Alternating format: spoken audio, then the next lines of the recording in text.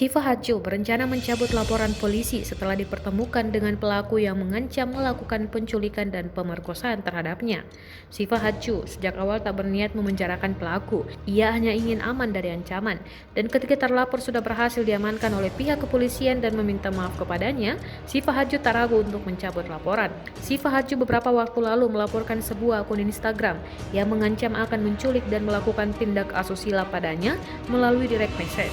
Setelah pelaporan tersebut tak berselang lama, pihak kepolisian mengamankan seorang pemuda. Rupanya setelah menjalani pemeriksaan, pemuda tersebut diketahui memiliki keterbelakangan mental.